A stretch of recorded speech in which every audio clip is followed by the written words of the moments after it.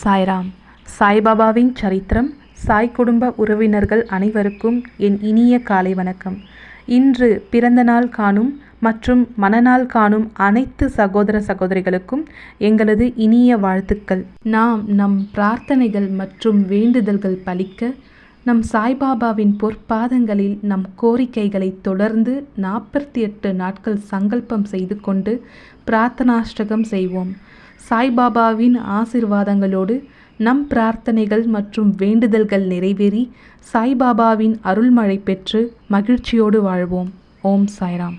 இன்று நம் சாய்பாபாவின் சத்திய வாக்கு.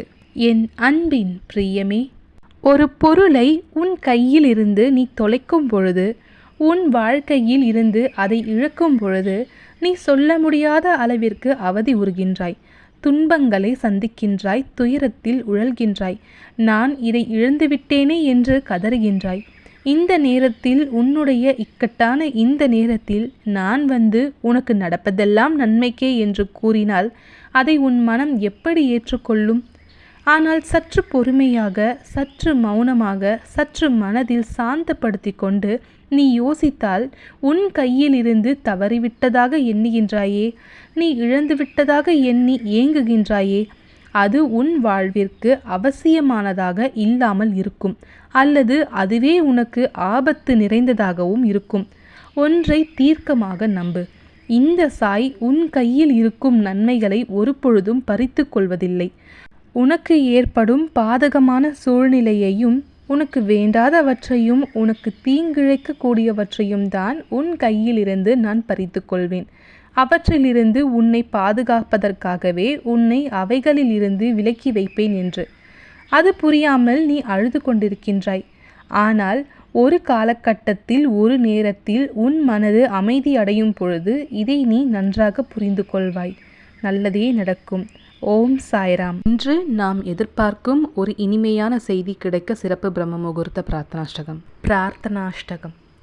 சாந்தமான மனமுடையவரே, சிறந்த அறிவுடையவரே, சாய்நாதா, அருள் நிறைந்தவரே, கருணை கடலே, சத்திய ஸ்வரூபமானவரே, மாயையாகிய இருளை அழிப்பவரே, ஜாதி மதங்களுக்கு அப்பாற்பட்டவரே, சாதனையின் முடிவை அடைந்தவரே, எண்ணங்களுக்கு அப்பாற்பட்டவரே, கருணைக்கு உறைவிடமே, ஷீரடி கிராமத்தில் உறைபவரே, ஓ சாய்நாதா, என்னை காப்பாற்றும், என்னை காப்பாற்றும். ஞானமாகிய கதிரவனே, ஞானத்தை அளிப்பவரே, எல்லாவித நன்மைகளையும் செய்பவரே, பக்தர்களின் இதயத்தில் உலவும் அன்னமே, உமது பாதங்களை அடைந்தவரை காப்பவரே, சிருஷ்டி செய்யும் பிரம்மா நீ, காக்கும் தெய்வமான லக்ஷ்மியின் கணவன் விஷ்ணுவும் நீயே, உண்மையில் உலகங்களையும் லயமடையச் செய்யும் ருத்ரனும் நீயே. நீர் இல்லாத இடம் இவ்வுலகில் எங்கும் இல்லை. சாய்நாதா, நீர் எல்லாம் அறிபவர், எல்லோரின் இதயத்திலும் உறைபவர். எனது எல்லா குற்றங்களையும் மன்னிக்க வேண்டுமென்று வேண்டுகின்றேன். பக்தியின்மை, சந்தேகங்கள் போன்ற அலைகளை விரைவில் நீக்குவீராக. நீர் பசு, நான் பச்சிலம் கன்று. நீர் சந்திரன், நான் சந்திர காந்தக்கல். உங்கள் பாதங்கள் கங்கா நதியின் ஸ்வரூபம் ஆனவை. அவற்றை நான் பக்தியோடு வணங்குகின்றேன். இப்போது உமது அடைக்கலம் அளிக்கும் அருள்மயமான கரங்களை எனது சிரத்தின் மேல் வைப்பீராக. எனது வருத்தங்களையும் கவலைகளையும் நீக்குவீராக. இந்த தாசகனு தங்கள் பணியாளன். இந்த பிரார்த்தனாஷ்டகத்தை கூறி நான் சாஷ்டாங்கமாக நமஸ்காரம் செய்கின்றேன். எனது பாவங்களையும் துன்பங்களையும் ஏழ்மையையும் உடனடியாக நீக்குவீராக. நீர் பசு, நான் கன்று. நீர் தாய், நான் குழந்தை. என் விஷயத்தில் மனதில் கடினம் கொள்ள வேண்டாம். நீர் மலையருகில் உள்ள சந்தன மரம், நான் முள்ளடர்ந்த புதர். நீர் புனிதமான கோதாவரி நீர், நான் பெரும் பாவி. ஓ குருராயா, உமது தரிசனம் ஏற்பட்ட பிறகும் என்னிடத்தில் உள்ள துர்க்குணங்கள் என்ற மாசு அவ்வாறே தங்கியிருக்குமாகில் உம்மை சந்தனம் என்று எவர் கூறுவர்? கஸ்தூரியின் அண்மையை அடைந்த மண்ணும் உயர்வாக மதிக்கப்படுகின்றது. மலர்களின் அண்மையால் நாரும் தலையில் உயர்ந்த இடத்தை பெறுகின்றது. மகான்களின் தன்மையும் இத்தகையதே. அவர்கள் எந்தெந்த பொருட்களை எல்லாம் ஏற்றுக்கொள்கின்றார்களோ அவற்றை உயர்ந்த நிலைகளை அடைவிக்கின்றார்கள். சிவபெருமான் விபூதி, கோவணம், நந்தி ஆகியவற்றை ஏற்றுக்கொண்டதால் எல்லா திக்குகளிலும் அந்த பொருட்களுக்கு மிகவும் மிகுந்த மதிப்பும் மரியாதையும் ஏற்பட்டுள்ளது. இடையர்கள் மகிழ்விக்கும் பொருட்டு பிருந்தாவனத்திலும் யமுனை நதிக்கரையிலும் ஜகத்துக்கெல்லாம் இறைவனானவன் தஹிகலா என்ற விளையாட்டை விளையாடினான். ஞானிகள் அவ்விளையாட்டையும் உயர்வாகவே மதிக்கின்றார்கள். அவ்வாறே நான் துராச்சாரியாயினும் உம்மை அடைந்துள்ளேன். ஓ குருராயா, எனவே இதை பற்றி உம் உள்ளத்தில் எண்ணிப்பாரும். ஓ குருராயா, இகத்திலும் பரத்திலும் எந்தெந்த பொருட்களை சுகம் என்று என் மனம் சந்தேகமற கருதுகின்றதோ அவற்றையெல்லாம் நிறைவேற்ற வேண்டும். உமது கருணையினால் இவ்வாறு செய்துவிடும். எனது மனதை அடக்கிவிடும். சமுத்திரத்தை இனிமையாக செய்துவிட்டால் பிறகு உப்புத்தன்மையை பற்றிய பயம் இல்லை. சமுத்திரத்தை இனிமையாக்கும் சக்தி உண்மையில் உனக்கு உண்டு. எனவே தாசகனுவின் இந்த வேண்டுதலை நிறைவேற்றுவீர்.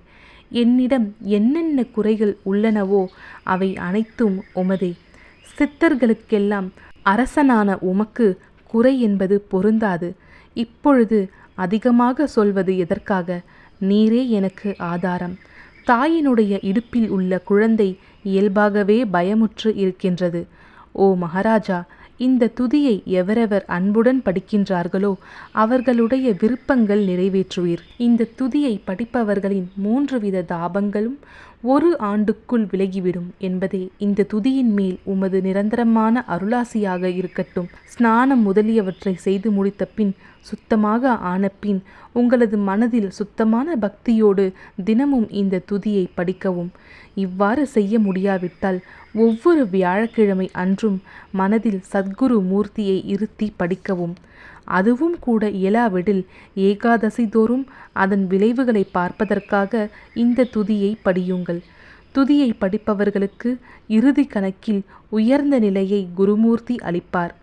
நான் சொல்வதை கேட்டுக்கொண்டிருப்பவர்களே, இவ்வுலகியல் ஆசைகளை அவர் விரைவில் நிறைவேற்றுவார். இந்த துதியை பாராயணம் செய்வதால், மீண்டும் மீண்டும் படிப்பதால் முட்டாள்கள் அறிவாளிகள் ஆவார்கள். எவருக்காயினும் வாழ்நாள் குறைவாக இருப்பின் அவர்கள் இதை படிப்பதால் 100 ஆண்டு ஆயுள் உள்ளவர்கள் ஆவார்கள்.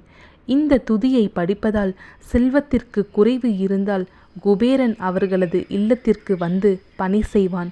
இது சத்தியம், இது சத்தியம், இது சத்தியம் என்று மும்முறை உரைக்கின்றேன். சந்ததி அற்றவர்களுக்கு இந்த துதியை படிப்பதால் குழந்தை செல்வம் கிட்டும். இதனை படிப்பவர்களின் ரோகங்கள் முற்றிலும் நீங்கிவிடும். தினம்தோறும் இந்த துதியை பாராயணம் செய்வதால் பயமும் கவலைகளும் நீங்கிவிடும். மதிப்பும் மரியாதையும் உயரும். அழிவற்ற பிரம்மத்தை உணர்வார்கள். ஓ அறிவாளிகளே, உமது உள்ளத்தில் இந்த துதியை பற்றி நம்பிக்கை கொள்ளுங்கள். தர்க்கங்கள், தவறான எண்ணங்கள் ஆகியவற்றிற்கு கொஞ்சம் கூட இடம் கொடுக்க வேண்டாம். ஷீரடி சேஸ்திரத்திற்கு கிரமமாக யாத்திரை செல்லுங்கள். பாபாவின் திருவடிகளை மனதில் இருத்துங்கள். அவர் அனாதைகளின் உறவினர். பக்தர்களின் விருப்பங்களை பூர்த்தி செய்யும் கற்பகத்தரு. அவருடைய பிரேமையினாலேயே இந்த துதியை எழுதினேன். இல்லாவிடில் பாமரனாகிய என்னால் இத்தகைய படைப்பு எவ்வாறு ஏற்பட முடியும்?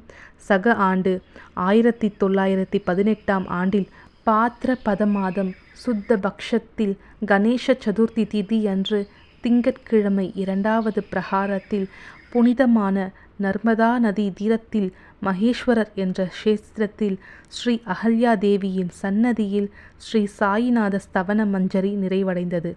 மகேஸ்வரம் என்ற புகழ்பெற்ற க்ஷேத்திரத்தில் இந்த துதி நிறைவடைந்தது. ஸ்ரீ சாயிநாதர் என் மனதுட்புகுந்து ஒவ்வொரு பதத்தையும் என்னை கூற வைத்தார். தாமோதரன் என்ற சீடன் இந்த துதியை எழுதினான். தாசகனுவாகிய நான் எல்லா மகான்களுக்கும் பணியாள். ஸ்ரீ சாயிநாத ஸ்தவன மஞ்சரி சம்சார சாகரத்தை கடக்க உதவட்டும். ஓ பாண்டுரங்கா, இதுவே தாசகனுவின் பக்தி மிகுந்த பிரார்த்தனை. மங்களம், சுபமங்கலம். ஸ்ரீ சச்சிதானந்த சமர்த்த சத்குரு ஸ்ரீ சாய்நாத் மகராஜ் கி ஜெய். ஓம் சாய்ராம்.